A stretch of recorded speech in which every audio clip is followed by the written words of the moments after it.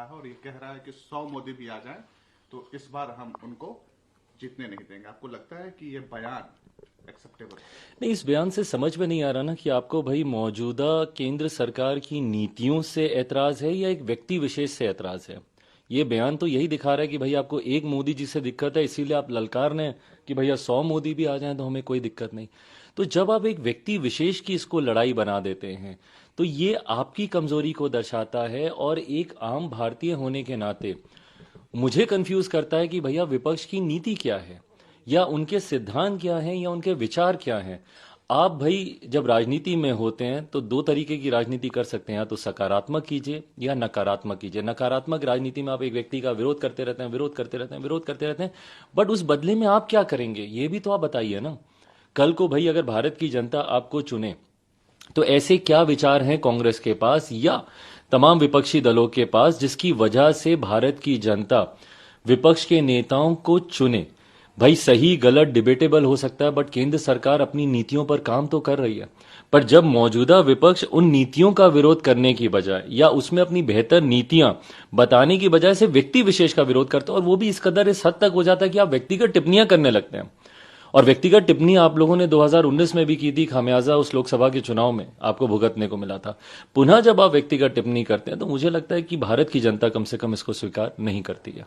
कांग्रेस एकमात्र ऐसी पार्टी है जो ये दावा करती है कि विपक्ष या फिर महागठबंधन अगर बनता है तो कांग्रेस के बिना नहीं बन पाएगा, लेकिन नीतीश कुमार जी भी हैं जो दिल्ली आना चाहते हैं।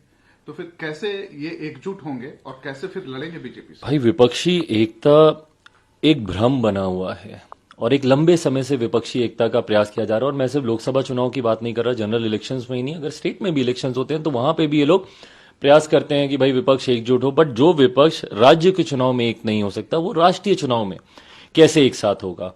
और इसके कारण भी हैं भाई, क्योंकि जितनी बार ये विपक्ष के नेता अलग अलग राज्यों में जाकर विपक्षी एकता का प्रचार करने के लिए एक साथ एक मंच पर खड़े होकर फोटो अपॉर्चुनिटीज के लिए जब एक दूसरे का हाथ पकड़कर तस्वीरें खिंचाते हैं तो उस मंच पर एक साथ एक मंच पर 1 दर्जन से ज्यादा प्रधानमंत्री पद के दावेदार आपको दिखाई देते हैं।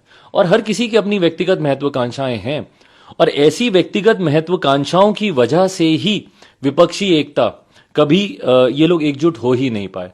और आज भी भाई कई ऐसे दावेदार हैं।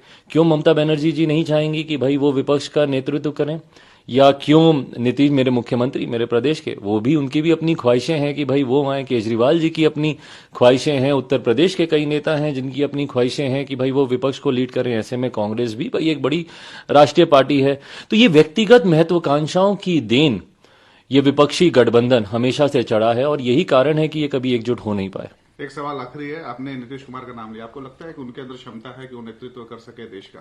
भाई मैं इस बात को कम से कम स्पष्ट तौर से कह सकता हूं कि जो मुख्यमंत्री प्रदेश का नेतृत्व ढंग से नहीं कर पाए, जिनके नेतृत्व में मेरे प्रदेश के आज ये हालात हैं कि पूरा प्रदेश आज जल रहा है, आगजनी में है, अपराध की गिरफ्त में है, और बाकी भ्रष्टाचार और क्या कहते हैं बेरोजगारी और महंगाई, ये सब तो अभी एक तरफ है। लोग ही जब वहां पे मर रहे हैं तो फिर बेरोजगारी और ये सब तो मायने नहीं रखता।